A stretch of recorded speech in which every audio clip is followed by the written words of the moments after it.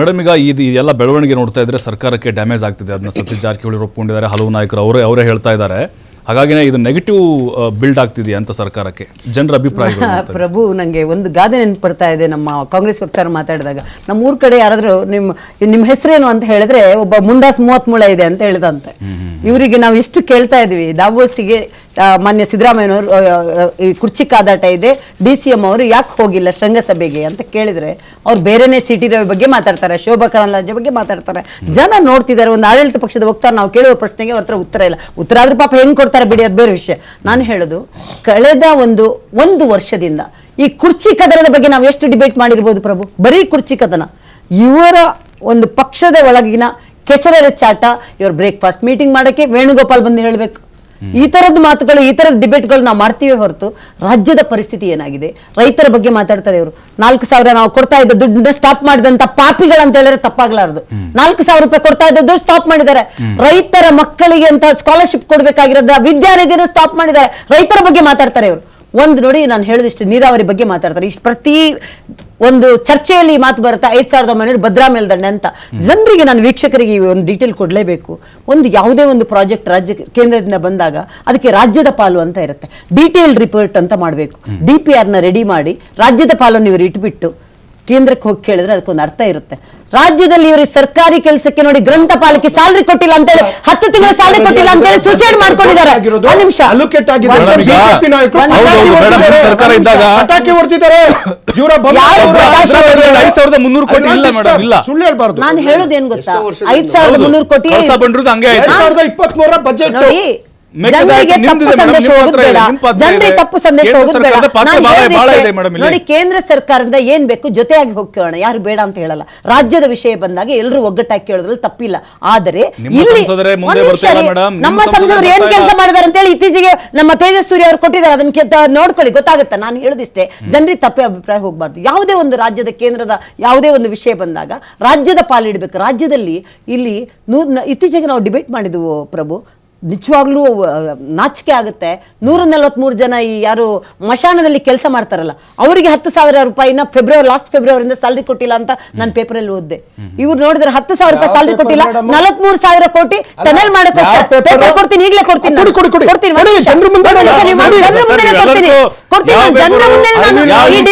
ಒಳಗಡೆ ಕೊಡ್ತೀನಿ ನಾನು. ಹೇಳ್ತೀನಿ, ವಕ್ತಾರವಾಗಿ ಹೇಳ್ತೀನಿ. ಅದಕ್ಕೆ ನೋಡಿ ಹೇಳ್ತೀನಿ,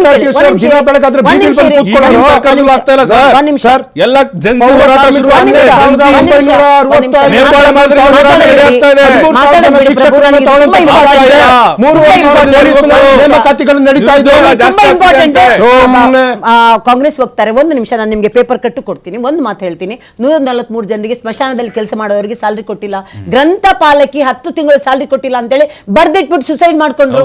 ಮೂಡ ಇದ್ರ ವಾಲ್ಮೀಕಿ ನಿಗಮದಲ್ಲಿ ಚಂದ್ರಶೇಖರ್ ಸುಸೈಡ್ ಮಾಡ್ಕೊಂಡ್ರು. ನೋಡಿ, ಸರ್ಕಾರಿ ಅಧಿಕಾರಿಗಳಿಗೆ ನೋಡಿ ಪ್ರೆಷರ್ ಯಾವ ತರ ಇರುತ್ತೆ ಅಂತ ಹೇಳಿದ್ರೆ, ಬಳ್ಳಾರಿಯಲ್ಲಿ ಒಂದು ಜನವರಿ 1ಕ್ಕೆ ಒಬ್ಬರಿಗೆ ನೀವು ಅಪಾಯಿಂಟ್ ಮಾಡ್ತೀರಾ SP ಗೆ, ನೆಕ್ಸ್ಟ್ ಡೇ ಅವರನ್ನ ಸಸ್ಪೆಂಡ್ ಮಾಡಿಬಿಡ್ತೀರಾ. ಪ್ರತಿ ಶಿಡ್ಲಘಟ್ಟದಲ್ಲಿ ಈಗ ಮಹಿಳಾ ಅಧಿಕಾರಿಗೆ ಕೆಟ್ಟದಾಗಿ ಇಷ್ಟು ಬೈದಿರೋದನ್ನು ಸಾಕ್ಷಿ ಬೇಕಂತ ಹೇಳ್ತೀರಾ. ಇಡೀ ರಾಜ್ಯದ ಜನತೆ, ಇಡೀ ನ್ಯಾಷನಲ್ ನ್ಯೂಸ್ ಆಗಿ ಹೋಗ್ತಾ ಇದೆ. ಒಂದು ಮಹಿಳೆಗೆ ಮಹಿಳಾ ಸಬಲೀಕರಣ ಅಂತಾರ, ಅಷ್ಟು ಕೆಟ್ಟದಾಗಿ ಡ್ಯಾಶ್ ಮಗ ಅಂತ ಹೇಳಿ ಎಷ್ಟು ಯಾವ ತರ ಮಾತಾಡಿದ್ದಾರೆ. ಇದುವರೆಗೂ ಈ ವಾಹಿನಿ ಮುಖಾಂತರ ಹೇಳ್ತೀನಿ ನಾನು, ಇದುವರೆಗೂ ಈಗ ನೋಡಿ, ಭರತ್ ರೆಡ್ಡಿ ಆಗ್ಲಿ ಅಥವಾ ಸತೀಶ್ ರೆಡ್ಡಿ ಆಗ್ಲಿ, ರಾಜೀವ್ ಗೌಡ ಆಗ್ಲಿ, ಯಾರ್ದು ಬಂಧನ ಆಗಿಲ್ಲ. ಅಂದ್ರೆ ಕಾಂಗ್ರೆಸ್ ಕೃಪಾಪೋಷಿತ ಇವರನ್ನು ಪೋಷಿಸ್ತಾ ಇದ್ದಾರಾ? ನಾನು ಹೇಳ್ತಿರೋದಿಷ್ಟೇ. ನೋಡಿ, ನಾನು ಹೇಳೋದು ಎಲ್ಲರಿಗೂ ನ್ಯಾಯ ಸಮಾನವಾಗಿರೋದು. ಒಬ್ಬ ಅದು ಅರೆಸ್ಟೇ ಆಗಿಲ್ಲ ಅಂತ ಹೇಳಿದ್ರೆ ಮಹಿಳೆಯರ ಬಗ್ಗೆ ಇವರಿಗೆ ತಾತ್ಸಾರನ. ಒಂದು KS ಓದಿರುವಂತಹ ಒಂದು ಹೆಣ್ಣು ಮಗಳು ಅವ್ರಿಗೆ ಇಷ್ಟು ಕೆಟ್ಟದಾಗಿ, ಅದು ಏನು ಸಿಂಪಲ್ ರೀಸನ್. ಒಂದು ರಸ್ತೆಯಲ್ಲಿ ಒಂದು ಬ್ಯಾನರ್ ಹಾಕಿದ್ದಾರೆ, ಅದು ಆಕ್ಸಿಡೆಂಟ್ ಆಗುತ್ತೆ ಅಂತ ಅವ್ರು ಕಂಪ್ಲೇಂಟ್ ಮಾಡಿ ಬ್ಯಾನರ್, ಬರೀ ಬ್ಯಾನರ್ ವಿಷಯಕ್ಕೆ ಒಂದು ಕೊಲೆ ಆಗಿದೆ, ಆದ್ರೂ ಇವರಿಗೆ ಏನಿದಾಗಿಲ್ಲ. ಇವರಿಗೆ ಇವರ ಕುರ್ಚಿ ಕಾದಾಟ ಬಿಟ್ಟು ಜನರ ಒಂದು ಯಾವುದೇ ಒಂದು ಅವರು ಜನರ ಬಗ್ಗೆ ಒಂದು ಜನಪರ ಕೆಲಸ ಮಾಡ್ತಾನೂ ಇಲ್ಲ, ಜನರ ಬಗ್ಗೆ ಚಿಂತನೆನೂ ಇಲ್ಲ. ಜನರು ಹೆಂಗ್ ಹಾಳಾಗಾದ್ರೂ ಪರವಾಗಿಲ್ಲ, ಟ್ಯಾಕ್ಸ್ ದುಡ್ಡು ಇವ್ರು ಹೆಂಗ್ ಬೇಕು ಹಂಗೆ ಮೆರೆದುಕೊಂಡು ತಿಂತಾರೆ. 5,000 ಕೋಟಿ ಹೋಯ್ತು, ಅದ್ರ ಬಗ್ಗೆ ಇಲ್ಲ. ಏನು ಉತ್ತರ ಕೊಡ್ತಾರೆ?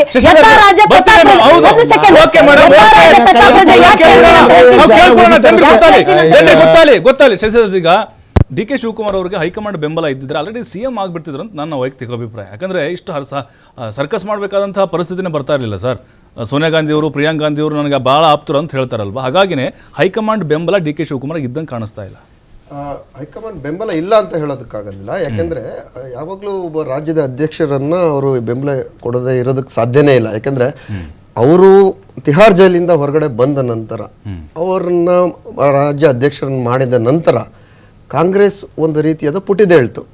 ಅದನ್ನು ಯಾರು ನಾವು ಏನು ಅಲ್ಲಗಳೆಯೋದಕ್ಕಾಗೋದಿಲ್ಲ. ಯಾಕಂದ್ರೆ ಅಲ್ಲೇ ಅದುವರೆಗೂ ಇದ್ದಿದ್ದಂಥ ಕಾಂಗ್ರೆಸ್ಸೇ ಬೇರೆ, ಆ ನಂತರ ಆಗಿದ್ದ ಕಾಂಗ್ರೆಸ್ ಮಾರ್ಪಾಡಾದಂಥ ಕಾಂಗ್ರೆಸ್ಸೇ ಬೇರೆ. ಆಗಾಗಲೇ ಕಾಂಗ್ರೆಸ್ನಲ್ಲಿರ್ತಕ್ಕಂಥ ಬಹುತೇಕ ಕಾರ್ಯಕರ್ತರು ನಾಯಕರು BJP-ನಲ್ಲಿ JDS-ನಲ್ಲಿ ಮರ್ಜ್ ಆಗ್ಬಿಟ್ಟಿದ್ರು. ಅವ್ರನ್ನೆಲ್ಲ ವಾಪಸ್ಸು ತೆಗೆದುಕೊಳ್ಳುವಂಥ ಒಂದು ದಕ್ಷತೆ ಲೀಡ್ರು DK ಶಿವಕುಮಾರ್ ಅಲ್ಲಿ ಕಾಣ್ತು. ಅವರು ಮಾಸ್ ಲೀಡರ್ ಆಗ್ತಾ ಇಲ್ಲ.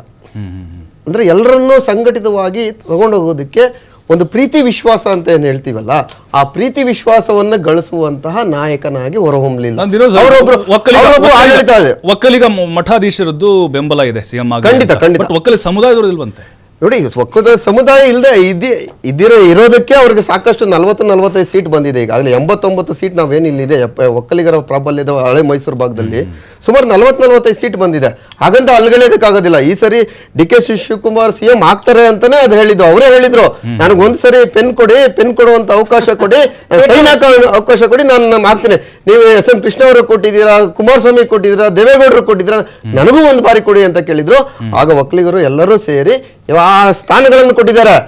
ಆದರೆ ಬಿಹಾರದ ಚುನಾವಣೆ ಎಡವಟ್ಟಾಗಿರೋದ್ರಿಂದ ಹೈಕಮಾಂಡ್ ಎಲ್ಲ ಹಿಂಸರಿತಾ ಇದೆ. ಸಿದ್ದರಾಮಯ್ಯನವರ ಬಣ ಏನಿದೆ ಅಲ್ಲ, ಅದು ತುಂಬಾ ಗಟ್ಟಿಯಾಗಿದೆ. ಸಿದ್ದರಾಮಯ್ಯನವರ ಬಣ ಯಾವುದೇ ಕಾರಣಕ್ಕೂ DK ಶಿವಕುಮಾರ್ CM ಆಗಬಾರದು ಅನ್ನುವ ನಿಟ್ಟಿನಲ್ಲಿದೆ. ಸಿದ್ದರಾಮಯ್ಯನವ್ರಿಗೆ ಅತಿ ಹೆಚ್ಚು ಶಾಸಕರ ಬೆಂಬಲ ಇದೆ DK ಶಿವಕುಮಾರ್ಗಿಂತ. DK ಶಿವಕುಮಾರ್ ಅವ್ರಿಗೆ ಏನ್ ಮಾಡ್ತಾ ಇದ್ದಾರೆ, ಶಾಸಕರನ್ನ ಸೆಳೆಯುವ ಯತ್ನ ಮಾಡ್ತಾ ಇದ್ದಾರೆ. ಅಷ್ಟು ಶಾಸಕರು ಬರ್ತಾ ಇದಾರೋ ಇಲ್ಲೋ ನಮ್ಗಂತೂ ಆಂತರಿಕ ವಿಷಯ, ಅವ್ರು ಅದನ್ನ ಹೇಳ್ಬೇಕಾಗುತ್ತೆ.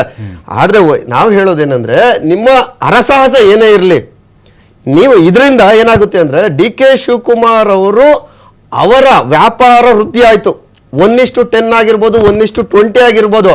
ಆದ್ರೆ ಕರ್ನಾಟಕದ ಜನರ ಆದಾಯ ಇರ್ಲಿ, ಅವರ ಹೊಟ್ಟೆಪಾಡು ಸಹ ಮಾಡ್ಕೊಳಕ್ ಆಗದೇ ಇರುವಂತ ಪರಿಸ್ಥಿತಿಗೆ ಇವತ್ತು ನಾವು ತಗೊಂಡು ಬಂದು ಇಟ್ಟಿದ್ದಾರೆ ಇದೇ ಸರ್ಕಾರ, ಕಾಂಗ್ರೆಸ್ ಸರ್ಕಾರ. ಯಾಕೆಂದ್ರೆ ಸುಮಾರು 20-25 ಅಗತ್ಯ ವಸ್ತುಗಳು ಮತ್ತು ದಿನನಿತ್ಯ ನಾವು ಬಳಸುವ ಸೇವೆಗಳಿಗೆ 500 ಪಟ್ಟು, 100 ಪಟ್ಟು, 200 ಪಟ್ಟು, 500 ಪಟ್ಟು, 1000 ಪಟ್ಟು ಜಾಸ್ತಿ ಮಾಡಿರ್ತಕ್ಕಂಥ ಬೆಲೆ ಏರಿಕೆ ಮಾಡಿರ್ತಕ್ಕಂಥ ಸರ್ಕಾರ ಏನಾದ್ರು ಇದ್ರೆ ಆ ಶ್ರೇಯ ಕಾಂಗ್ರೆಸ್ ಸರ್ಕಾರಕ್ಕೆ ಇವತ್ತು ಹೋಗುತ್ತೆ. ಕರ್ನಾಟಕದ ಜನ ಇವತ್ತು ಹೈರಾಣ ಆಗಿದ್ದಾರೆ. ಈ ಸರ್ಕಾರ ನಾಳೆನೇ ಚುನಾವಣೆ ಆದ್ರೂ ಈ ಸರ್ಕಾರಕ್ಕೆ 40 ಸೀಟು ಬರೋದಿಲ್ಲ. KN ರಾಜಣ್ಣನವರು ಮೀಡಿಯಾದಲ್ಲಿ ಹೇಳಿದ್ದಾರೆ. ನಾನು ಸಹ ಪ್ರಶ್ನೆ ಕೇಳೋದಕ್ಕೆ ಹೋಗಿದ್ದೆ. KN ರಾಜಣ್ಣ ನೇರವಾಗಿ ಹೇಳಿದ್ದಾರೆ, CM ಮತ್ತು DCM ಕುರ್ಚಿ ಕಾತಾಟ ಹೀಗೆ ಮುಂದುವರೆದ್ರೆ ನಮಗೆ 40 ಸೀಟು ಬರೋದಿಲ್ಲ ಅಂತ KN ರಾಜಣ್ಣ ಹೇಳಿದ್ದಾರೆ. ಬೇರೆ ಬೇರೆ ನಾಯಕರು ಅವ್ರದೇ ಮಂತ್ರಿ ರಾಯರೆಡ್ಡಿ ಅವರು ಹೇಳಿದ್ದಾರೆ, ಬೇರೆ BR ಪಾಟೀಲ್ ಅವರು ಹೇಳಿದ್ದಾರೆ. ಸಾಕಷ್ಟು ಜನ ಕುರ್ಚಿ ಕಾತಾಟದ ಬಗ್ಗೆ ಹೇಳ್ತಾನೆ ಇದ್ರು. ಇವರು ಅದೇ ಮುಂದುವರಿತಾ ಇದಾರಲ್ಲ, ಅದು ತಪ್ಪಾಗ್ತಾ ಇದೆ. ನೀವು ಹೈಕಮಾಂಡ್ ನೀವು ಬಳಸ್ಕೊಳ್ಳಿ, ನೀವು ಹೈಕಮಾಂಡ್ ನ ನೀವು ಮನವೊಲಿಸ್ಕೊಳ್ಳಿ. ಯಾರಾದ್ರೂ CM ಆಗ್ಲಿ, ನೀವು CM ಆಗಿ. ಇಲ್ಲ ಸಿದ್ದರಾಮಯ್ಯನವರೇ ನಾವು CM ಅಂತ ಘಂಟಾಘೋಷವಾಗಿ ಹೇಳ್ಬಿಡಿ, ಮುಂದೆ CM ನಾನು ಅಂತ. DK ಶಿವಕುಮಾರ್ಗೆ ಭಯ ಇದೆ, ಮುಂದೆ ಈ ಟರ್ಮ್ ಅಲ್ಲೇ ನಾನು CM ಆಗಬೇಕು ಅಂತ ಇದೆ. ಆದ್ರೆ ಸಿದ್ದರಾಮಯ್ಯನವ್ರಿಗೆ ನಾನು ಬಿಟ್ಕೊಡ್ಬಾರ್ದು ಅಂತ ಇದೆ. ಈ ತಿಕ್ಕಾಟದಲ್ಲಿ ಜನ ಇವತ್ತು ನರಳ್ತಾ ಇದ್ದಾರೆ. ಬಟ್ ಖರ್ಗೆ ಅವ್ರ ಮೂಲಕ ಲಾಬಿ ಮಾಡ್ತಿದ್ದಾರೆ ಅಂತ ಅನಿಸ್ತಾ ಇದೆ. ಖಂಡಿತ. ಯಾಕಂದ್ರೆ ಅವರು ರಾಜ್ಯಾಧ್ಯಕ್ಷರು, ಇವರು ರಾಷ್ಟ್ರಾಧ್ಯಕ್ಷರು, ಲಾಬಿ ಅಂತೂ ಹಾಗೆ ಆಗುತ್ತೆ. ಯಾಕಂದ್ರೆ ಅವರು ಸಾಕಷ್ಟು 40-45 ವರ್ಷದಿಂದ ಕಾಂಗ್ರೆಸ್ ನಲ್ಲಿ ದುಡಿದು ಬಂದಿರತಕ್ಕಂತ ಒಬ್ಬ ಸಾಮಾನ್ಯ ಕಾರ್ಯಕರ್ತ ಇವತ್ತು CM ಪೋಸ್ಟ್ ಗೆ ಬಂದಿದ್ದಾರೆ ಅಂದ್ರೆ ಅದೊಂದು ಮೆಚ್ಚಬೇಕು. ಆದ್ರೆ CM ಬಂದಿರೋದು ಇವಾಗ ಸಿದ್ದರಾಮಯ್ಯನವರು ಅಷ್ಟು ಸುಲಭವಾದ ವ್ಯಕ್ತಿ ಅಲ್ಲ. ಅವರು ಇವತ್ತು ಕುರ್ಜಿ ಬಿಟ್ರು ಸಹ ಮುಂದೆ ಕಾಂಗ್ರೆಸ್ ಅಧಿಕಾರಕ್ಕೆ ಬರದ ರೀತಿಯಲ್ಲಿ ನೋಡ್ಕೊಳ್ಳುವಂತಹ ವ್ಯಕ್ತಿ. ಎಲ್ಲಿ ಅಧಿಕಾರ ಇರುತ್ತೋ, ಎಲ್ಲಿ ಅಧಿಕಾರ ಕೊಟ್ರೆ ಮಾತ್ರ ಸಿದ್ದರಾಮಯ್ಯ, ಕೊಡದೇ ಇದ್ರೆ ಎಲೆಕ್ಷನ್ಗೂ ಬರೋದಿಲ್ಲ. KN ರಾಜಣ್ಣವ್ರು ಹೇಳಿದ್ದಾರೆ, ನನ್ನ ಎಲೆಕ್ಷನ್ ಬರಲಿಲ್ಲ, ನಾನು ಸೋತೆ 2000ದಿಂದ ಅಂತ. ಯಾಕೆಂದ್ರೆ ಅವ್ರಿಗೆ ಅವತ್ತು ಅಪೋಸಿಷನ್ ಪಾರ್ಟಿ ಲೀಡರ್ ಆಗಿರ್ಲಿಲ್ಲ, ಕೊಟ್ಟಿರ್ಲಿಲ್ಲ. ಕೊಡಲ್ಲ ಅಂತ ಹೇಳೋದಕ್ಕೆ ಅವ್ರು ಖರ್ಗೆ ಅವರಿದ್ರು. ಅದಕ್ಕೋಸ್ಕರ ಖರ್ಗೆ ಅವರನ್ನ ಕೇಂದ್ರ ಸಚಿವರನ್ನ ಮಾಡಿ ಇವ್ರನ್ನ ವಿಪಕ್ಷ ನಾಯಕರನ್ನ ಮಾಡಿದ್ರು. ಹಾಗೆ ಸಿದ್ದರಾಮಯ್ಯ ಯಾವತ್ತೂ ಅಧಿಕಾರ ಇದ್ರೆ ಮಾತ್ರ ಸಿದ್ದರಾಮಯ್ಯ, ಎಲ್ಲಿ ಇರುತ್ತೋ ಅಲ್ಲಿ ಮಾತ್ರ ಸಿದ್ದರಾಮಯ್ಯ. ಅವಕಾಶವಾದಿ ಅಂತ ನಿಮ್ಮ ಅರ್ಥ? ಖಂಡಿತ ಖಂಡಿತ ಬರ್ತೀನಿ ಸರ್. ಈಗ